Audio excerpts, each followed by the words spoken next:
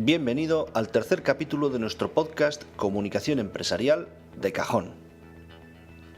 Esta serie de capítulos forma parte de la iniciativa Perval 3.0 que Publicidad Perval ha puesto en marcha cuando se está acercando al 50 aniversario de su fundación.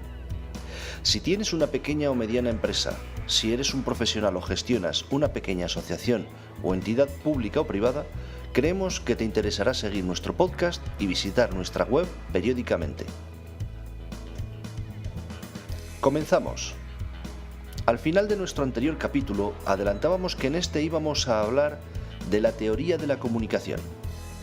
Pero no te asustes, porque ni va a ser complejo ni mucho menos árido. Y es que si de comunicación estamos hablando, es preciso pararse a pensar cómo se produce el propio hecho de la comunicación, qué hace falta para que se produzca, cuáles son los elementos que la constituyen, sus mecanismos, cuáles son sus potencialidades y sus límites, y cómo podemos mejorarla y hacerla más eficaz considerando las particularidades y especificidades que la conforman cuando tiene carácter empresarial. Vamos a empezar reproduciendo el esquema genérico de la comunicación y poco a poco iremos sacando conclusiones. Lo primero que nos hace falta para establecer una comunicación es un emisor. Ese, en este caso, soy yo. Luego nos hace falta un receptor, que es con quien me quiero comunicar. Ese eres tú. Lo que quiero comunicarte es el mensaje. En este caso, lo que queremos transmitir con este podcast. Parece que ya está todo, pero nos faltan dos cosas tan imprescindibles como las anteriores.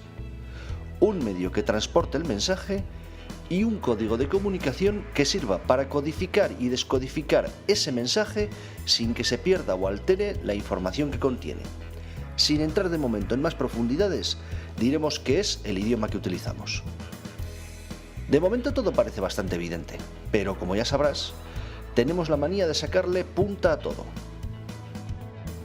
Cuando hablamos de comunicación empresarial, el emisor vas a ser tú o tu empresa. Aunque es posible que incluso ni tu nombre ni el de tu empresa salgan nunca a la luz.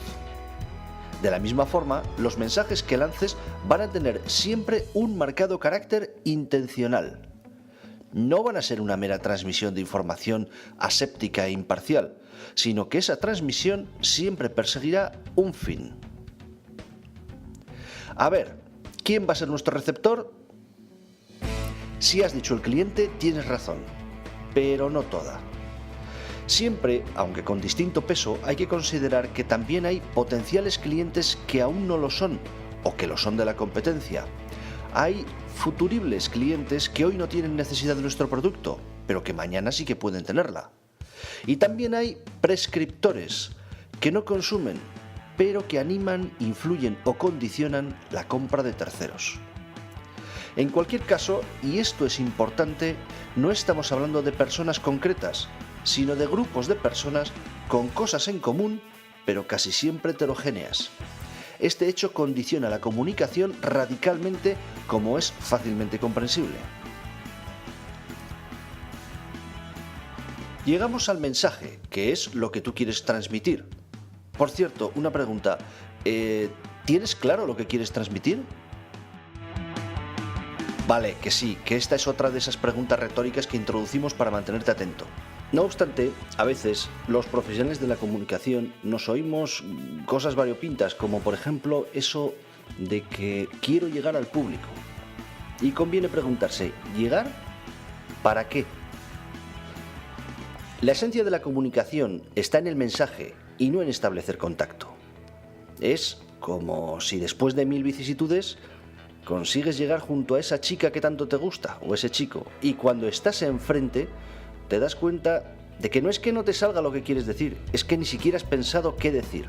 Resulta patético, literalmente hablando, y en nuestro caso ineficaz y por tanto caro. Ah, pero ¿para eso del mensaje no estaba la agencia? Pues no.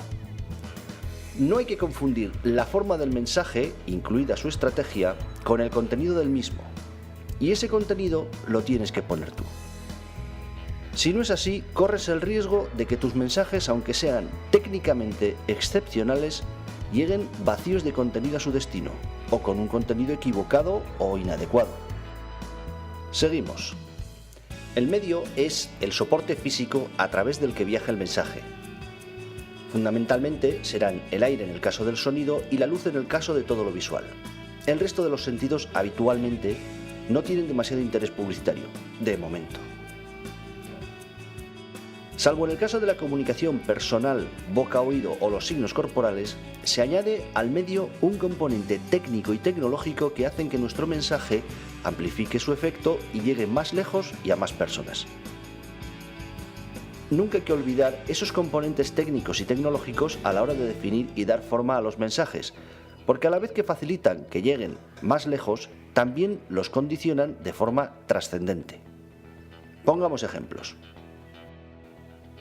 Si el medio es un periódico, hemos de ser conscientes de que determinados mensajes pueden quedar diluidos por el texto circundante si son demasiado extensos, o que en el papel prensa la impresión solo queda razonablemente bien, pero nunca como en una imprenta.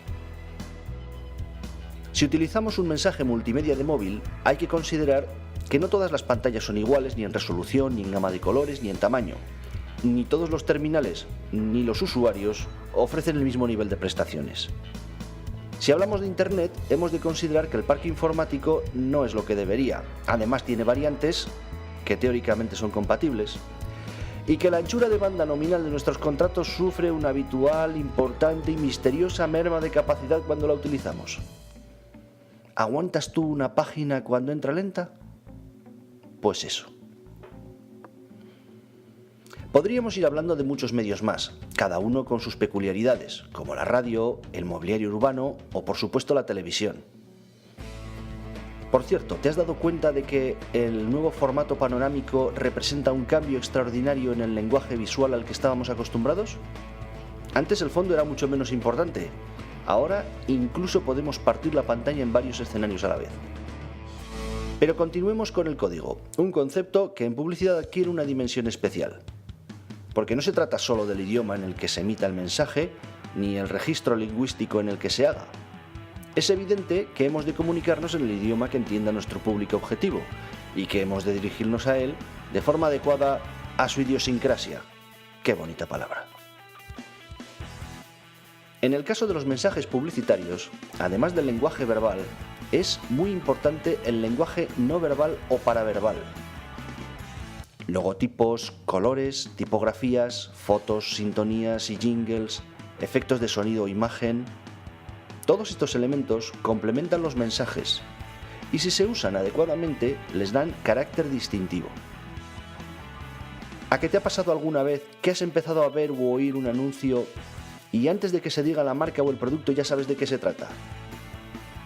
Pues bien, esas marcas han conseguido, además, crear con su público objetivo una versión específica del código de comunicación. Un dialecto particular mediante el cual es posible transmitir mucha más información de forma más precisa, en menos tiempo y con menos esfuerzo, mediante elementos predefinidos, mediante lo que podríamos denominar llamadas a mensajes que el receptor ya tiene en su mente, comprendidos y asumidos. Incluso se puede llegar a transmitir no solo mensajes, sino también sensaciones.